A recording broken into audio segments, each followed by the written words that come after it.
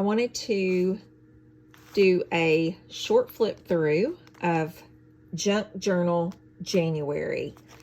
This is my first time to participate in Junk Journal January, and I thoroughly enjoyed the process. I made a really simple junk journal using random pages, this collaged piece of paper that I had in my stash. I mean, I literally decided to do Junk Journal January on January 1st. I made a really fast cover. It just has a simple pamphlet stitch here with some embroidery thread and just pages that I pulled that I had available in my stash. If you're not familiar with Junk Journal January, it is a series of prompts Meg Journals here on YouTube does, and she did it this year in collaboration with Get Messy Art. I am not a member of Get Messy Art, but I do follow a lot of the creators. I follow their Instagram. They have a wonderful community. Junk Journal January, I actually printed off the prompts here to put on the inside of my cover. It was found on Instagram, everywhere. Lots of people were sharing it, but I just wanted a quick reference to the prompts each day. I didn't really follow many rules. I just kind of intuitively did what the first thing that came to my mind as I saw the prompts. First day was resolutions. What I did is used my word of the year for 2023, which is Moxie. And so this is my day one. It's just a mixed media collage. Has a Tim Holtz paper doll here that I actually did a video on how I altered these in a variety of ways. You can find that on my channel.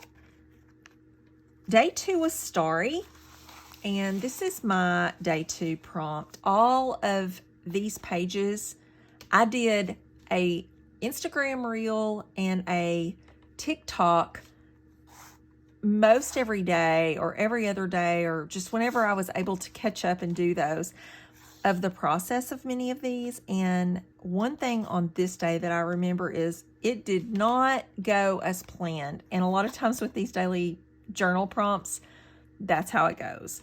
But I just did Baby You're a Star, Starry. Day three was Stained. I used instant coffee to do some staining on this page. Then we have Decorated Tag. And this was one of those days that I was late getting home. I didn't feel like doing anything. I didn't really have time to do anything. I had these tags already made up, so I literally glued this tag to this page and I called it good. And that's why I love to have things pre-made a lot of times that you could just pull from. Just because these daily prompts and these challenges are there doesn't mean that we have to make them hard. I think sometimes we make them harder than they should be. So day five was Routine, and I just did this little collaged page, and I jotted down my morning routine. My morning routine changed for me back in the fall. I've stuck with it and it's working well, so I wanted to document that. Day six was Stitched. I had this stitched flower, this fabric flower in my stash. I used to make headbands with these several years ago. I had an Etsy shop and I had this in my stash. I had come across it, so I decided just to add that to this page for Stitched. Day seven was Shimmer. I wanted to incorporate glitter, and so I did. This is a Dina Wakley stencil. I just added more collage and some glitter for my shimmer. Day eight was Blossom. I used my paint nipples. That's what we call these, paint nipples. These are the little pieces off of your acrylic paint. I actually did a TikTok about these. I'll show you. I have a collection of these paint skins and paint nipples, and that is off of the inside of your acrylic paint. That paint forms those, and I keep those. Number 9 is hidden. I made a pocket here and did a little hidden journaling card. And I used one of these. This is a paint sample or paint chip from your local hardware store or paint store. And this one actually has a little hole made into it. I think it's so you can see what colors go together. I made that kind of peep out there. Love how that turned out. Number 10 on January 10th was intricate. I did a Rebecca Sauer lesson from Fodder School where she weaved paper together, and then I ended up sewing on it, and I just like how intricate that looks. I love how those words showed up, pocket and bathrobe. I just thought that was funny. So I used some book pages in that. Day 11 was pocket. I had already made some pockets in this, but I made another pocket. I used a piece of corrugated cardboard here and made a little tag. Stay simple. That is a Tim Holtz word. Number 12, day 12 was throwback. And if you are a scrapbooker, you may recognize this scrapbook product. This brand is Hambly. It is a hand silk screened product that was, like, for me, the ultimate scrapbook material. I love all of their papers. They had these nice transparencies. They have stickers, but I used some Hambly as a throwback. I thought that looked fun. And it made me pull out all my Hambly paper. It still is timeless. I wish that company was still around because they had beautiful materials. The following day was hobbies, day 13. For me, photography and travel are hobbies. And this was a magazine cutout that I used. It's got an old Instamatic camera. Then I used these words, travel the world over to find the beautiful. I thought that incorporated some of my hobbies very well. The following day was from the day. And just so happened on January 14th, I was out of town at my daughter and her family's home. I went to watch my grandson do a robotics exhibition with his robotics team. I saved some things from that day. I drove through Wendy's, so I saved my Wendy's bag. It was in my car. We went to Whataburger, and then I just printed off some photos from my phone and added those to my spread. So I love how that turned out. It makes me smile. And before I actually got to this set of grandsons home, I went to my other grandsons and watched him play basketball. So I actually got to see all 3 of my grandsons, which was fun. And then I have 2 granddaughters. I didn't get to see them that day. The next day, on the 15th, was barcode. And let me tell you, I went on a treasure hunt for barcodes in my house. I don't have anything in my home left with a barcode on it because I cut them off. I just made a huge collage of barcodes. I ended up putting one barcode going the opposite way just to add a little bit of visual interest. And then this was a piece of deli paper that I had just some lines on with paint, and I thought it looked much like a barcode, so I just added a strip of that just for some color interest on there. But I think that looks so cool. I love the graphic aspect of that. So the next day, it ended up being more than one page. And the prompt for that day was folded. I had this page that I had just doodled one day and added these little houses on this piece of book page. And it was actually folded and in my paper stash. So I just added it to the page that was in here. And then on this side, I added some collage elements. And then I ended up adding a card. And this guy just looked like a, I don't know, he looked like a kind of a gambler type. Kind of an old time saloon. I don't know. He just Maybe he was a car dealer or something, and then I just put never fold. And I just thought that went really well with the folded prompt for that day. This really has nothing to do with it, but this was the piece of paper that I already had that was folded, so that's what I used. And you know, sometimes these prompts only make sense to us, and that's okay. Number 17 was top 5. I did, for my top 5, was pull out my watercolors. I had a page where I had swatched my watercolors, and I cut out my favorites, my top 5 favorite colors from my Daniel Smith watercolors. I added a little piece of fodder on top 5. So those are my top 5 watercolors from Daniel Smith. The next day was maps. I have lots of maps, but this one in particular is a map of, it was a partial map in a book that I have of the state where I live, which is Arkansas. So I just put it in here. It was very simple. I drew a little house and wrote home where I live, added a couple of little elements here on the side, but I kept it pretty simple. I think that map is beautiful. It speaks for itself. This day was texture. I remember this was the 20th. And on this day, I have this handmade stencil that I made. It's this rainbow. I used it with some texture paste through it to make this texture of this rainbow. Then I added some masking tape in I just tore pieces of masking tape and added it, and then I painted it, did some washes over it, and I love the texture. I love the way this turned out. If you've never used masking tape in this way, it's really fun. We used to do this, I want to say in like Vacation Bible School, or like as a child, we would do this and then use like shoe polish over it and made it look really antique-y. But I thought it looked really pretty with the paint over it. This page, I actually flip-flopped these. This was actually the day before the texture. This one was the 19th, and it was hand lettered.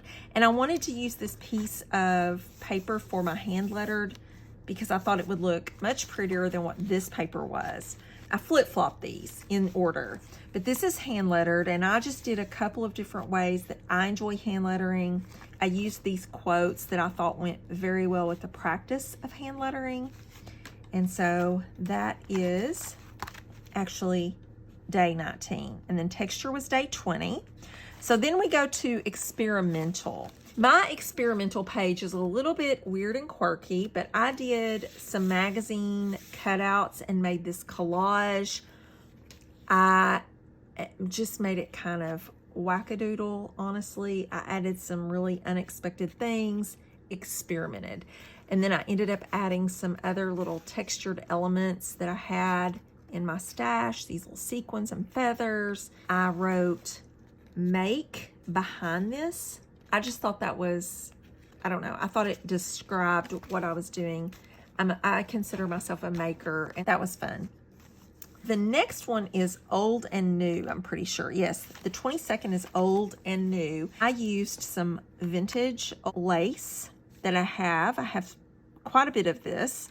I used a piece of vintage ledger paper, and I added some new materials to that, including this paper that was behind this and this deli paper, and then I added a splash of this neon fluorescent pink and this neon thread, and I just thought that was a good mix of old and new. Added the Tim Holtz, which looks old but is new. So I love the way that came out. I like that old vintage weathered look with the neon. I think that just, I don't know, it just pops on there. So the next day is stickers, I believe. Yes, stickers. What I did is I went through my stash of office supplies and pulled out several different stickers. I made these with a round punch and watercolored these little flowers. I used this sticker out of my bullet journal sticker stash. This is a sticker that I watercolored on, and it's one of those labels that you would write your name on and stick it to your shirt if you were at like a family reunion or a meeting of some kind. And then these were in my stash, these old stickers here. And these are those binder ring stickers. Like if your 3-ring paper tears, you add that to it so you can put it in your binder. So that's stickers. The next day is scenery.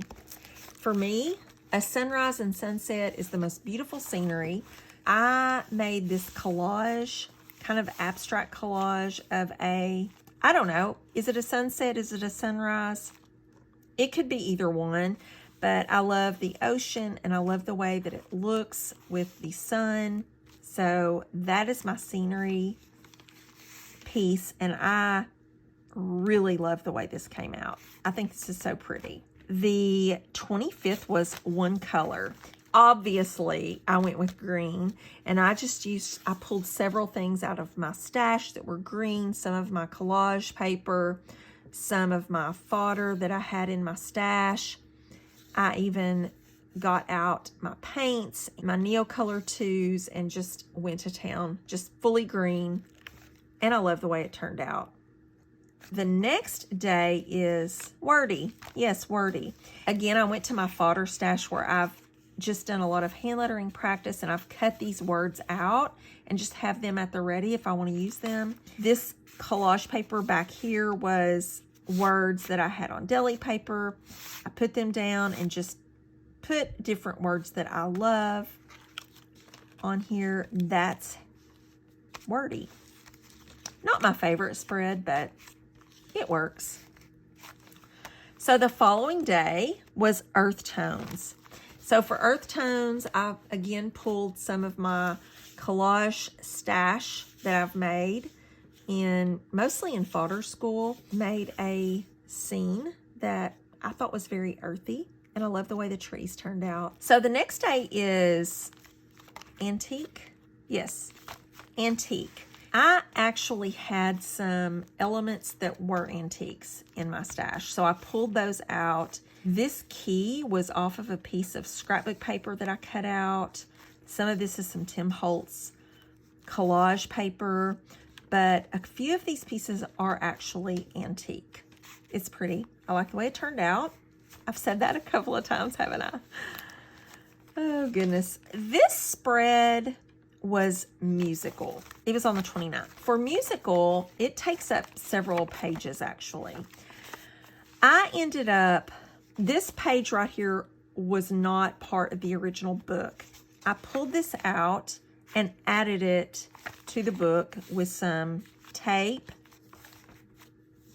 here because I had this in my stash again. This just spoke to me. This was a piece of music that was for oboes. I wanted just to leave this blank in the middle because I thought that illustration was really kind of nice. It didn't need anything. So I left that alone.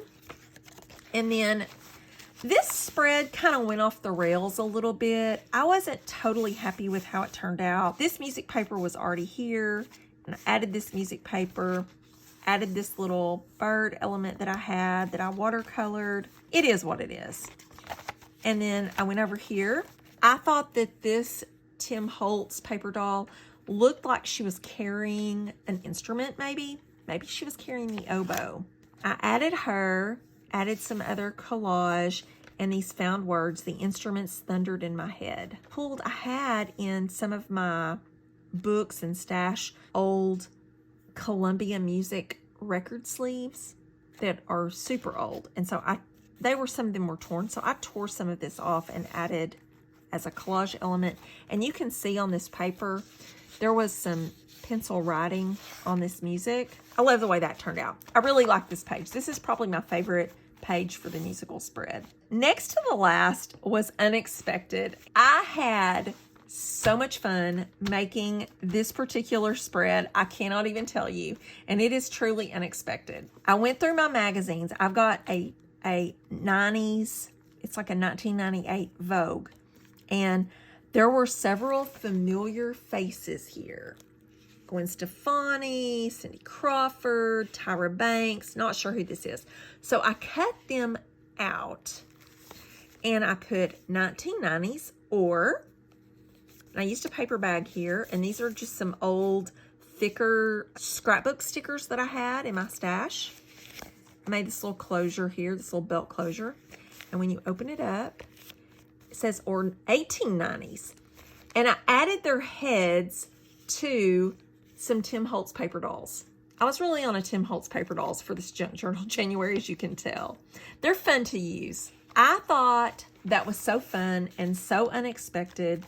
It's one of my favorite spreads. It's not the most beautiful by any means, but I felt very clever doing that. So there you go. On January 31st, the prompt was close, the close of January, and I kept this one pretty simple. I just added some collage.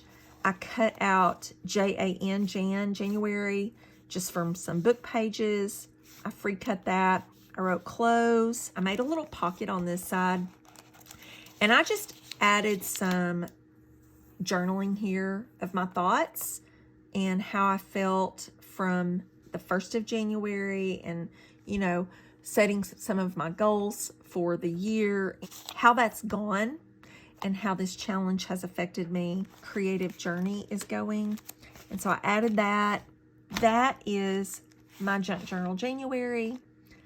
I loved how it's turned out. If you have not watched my Art Journal Advent accordion book, it is also a flip through. There's also a flip through of this on my channel. So be sure and check that out. I'm also doing a February challenge. We'll add a video once February is over. I am doing 28 February flowers, which is an Amanda Evanston challenge that she does every February. And I've kind of gone in a different direction. I'm using watercolors, trying to keep it very loose, very simple. So I'll share that with you. I am sharing those over on my Instagram and my TikTok. I would love for you to follow me over there. And I appreciate you watching. I hope that this has given you some ideas. Thank you so much.